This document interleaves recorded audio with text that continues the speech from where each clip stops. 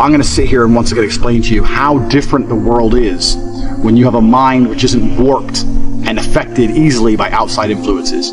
You are never going to become a robot. This has nothing to do with not feeling emotions. This has nothing to do with just becoming an empty, emotionless void of a person. That's not what this is. This is about understanding that you're a human being. You're going to feel emotions. This is a beautiful thing. And making sure that you use them in the correct way. A. And B, you do not ever let them stop you doing what you're supposed to do. I say to people often, I haven't felt like going to the gym in 2 years. I'm wearing my gym clothes right now. I just finished training. I haven't felt like training in 2 years. After 10 years of professional fighting, after giving my life to exercise, genuinely, I have not woke up and felt like, oh, I really want to train. I haven't felt that way in a long time. That's why I retired from fighting. But I have still gone and I have still trained regardless of how I feel. So this is one of the tenets, and there's going to be a lot of things you're going to learn, of an iron mindset. It's the ability to not let your feelings affect you, and sometimes to do the complete opposite of how you feel. Because you're not going to very often feel like working hard. You're not going to always feel like doing the right thing. You're not always going to be motivated. The idea that you need to be constantly motivated shows how weak your mindset is. I don't need motivation to go to the gym. I cannot want to go with every fiber of my being and I will still be there. Because I use my cerebral ability, I use my mind, and I logically decide what I'm going to do with my day regardless of how I feel. Regardless of whether I'm motivated or not. Life is just getting things done, doing the right things, doing the important things, making sure they're done efficiently and thoroughly so that you live the best possible life. It's as simple as that. It's not particularly complicated. And this 6-week training is going to be about exercises you can do to teach yourself slowly over time to put together a mindset that prevents you from failure. Because if you have a mindset that doesn't allow you to fail, then you're simply going to win. There's no other option. So that's what this is all about. So in the first week, we're going to learn something which is extremely basic, but it's extremely important. I'm not going to be, and I don't want to be, one of those guys who's like motivation, inspirational. I've never been one of them people. I don't believe in motivation, inspiration. I don't believe in that crap. I don't believe that you need motivation to get things done. I'm not going to sit here and just talk a whole bunch of motivational things to make you feel good.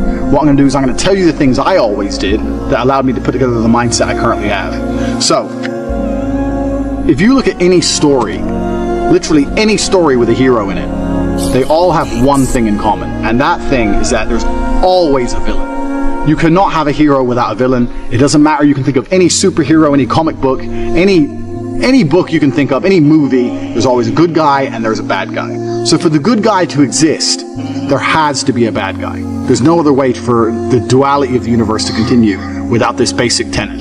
So you want to be the good guy in your story. You want, and I've said this before actually, as a man, life is going to be difficult. It's more difficult than being a woman. It's more difficult than anything else. So it's very easy to see yourself. Life is actually easier as a whole if you see yourself as a hero. Because in every single hero story, the hero suffers.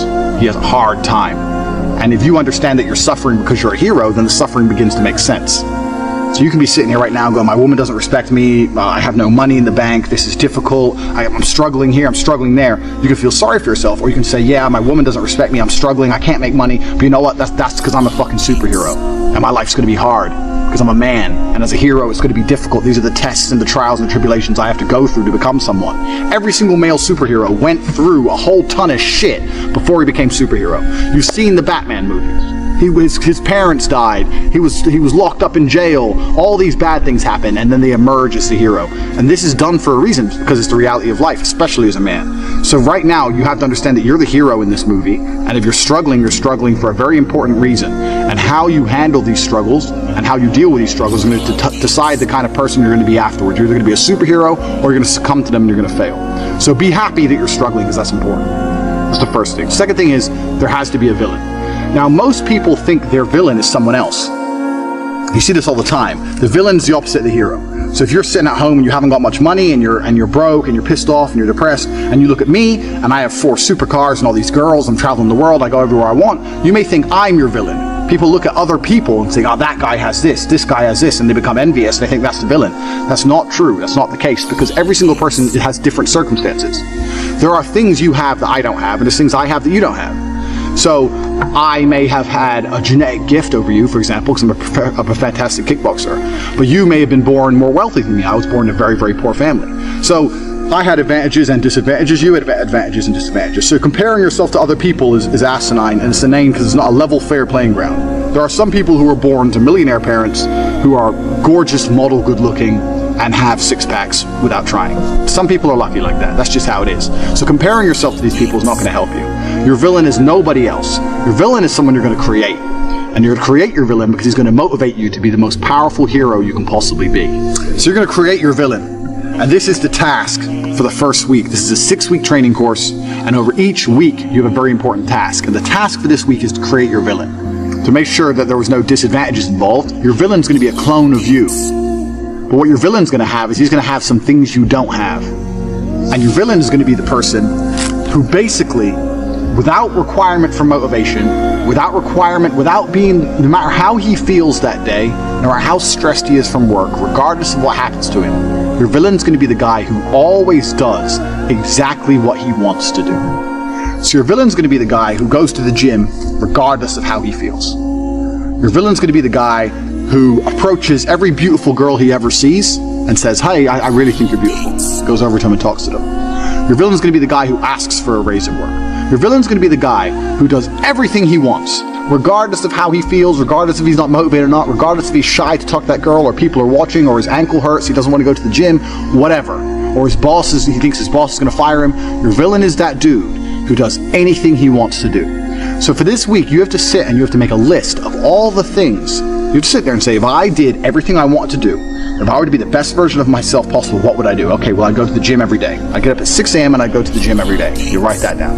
I'd approach every beautiful girl I ever see and I'd introduce myself and try and get their Instagram or their number. You'd write that down. For example, I'd start a side business. Even though I don't know anything about it, I'd learn how to make websites. My villain's the kind of guy who would sit there and he'd learn how to do it by himself, and he'd start his own online business. Write that down.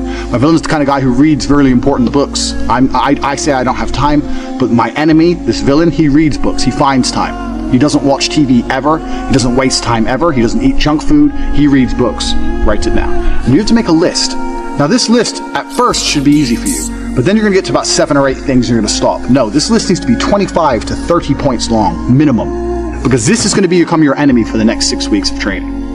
You want to become a hero, you need someone to battle against. This is who you're battling against. You're battling against a better version of yourself, a version of yourself that doesn't succumb to how he feels, but does what he's supposed to do anyway. So this is who your villain's going to be. And when you're writing down this list, all the qualities your villain has, imagine what this person looks like. You have to put genuine effort into this. You have to imagine what he looks like, imagine how he walks, imagine how he talks, imagine what people think when they see him. Imagine how different you would be if you had been going to the gym every single day for an hour and a half every single day for the last 2, 3, 4 years. Imagine it. Imagine how differently people would look at you. Imagine how differently females would treat you if you were jacked like that guy would be. You have to sit and you have to put down all these qualities, and then once the qualities are there, 25 or 30 minimum, then you have to imagine what kind of person this is. You have to imagine what he looks like, what he talks like, what he thinks like. Imagine how he views the world, because this is who you're going to be battling against. So you have to put genuine effort into constructing this person and understanding this person. The reason I'm saying do this is because this is what motivates me every single day. When I was training for a fight, the reason I'd always go train is because I knew my enemy was training. But when I stopped fighting professionally, I thought, well, what enemy do I have? And I realized I had to create my own. So when I don't feel like going to the gym, I imagine I've built my own enemy. I won't even list all the things that my enemy has. He has a whole bunch of shit I don't have. And he would be an nearly impossible person to be. But when I sit and I don't feel like going to the gym, I know my enemy's training, because he trains no matter what, regardless of how he feels, regardless if he's pissed off, or if there's traffic, or it's raining, or he's tired. My enemy trains. When I see a girl and she's beautiful, but all her friends are there, I'm afraid they're going to laugh at me, my enemy wouldn't give a f***. He'd go over there anyway. That's who he is. He's the man. So when I understood who I was truly battling against, then you have 2 choices. You either rise up to try and take him on, or you become a little pussy. You have the choice. Do I want to lose to this man I've created and I've built? Do I want to lose to him, or do I want to beat him or compete with him? And you have to make a choice, and you sit there and go, well, I know that the person I created in my mind, my arch nemesis, would go over there and he'd talk to all the girls. 2 of them, let alone 1. And the crazy thing about all of this is that this person is you. This person is you. It's just you with a little bit of a different path or a different take on life. It's you who's the person who does whatever he's supposed to do regardless of how he feels. It's you with an iron mind. This is the exact point of it. The reason creating this enemy is so important, and the reason viewing him and seeing how he sees the world and understanding how important and powerful this person is important is because that person is you. That person is you who does what he's supposed to do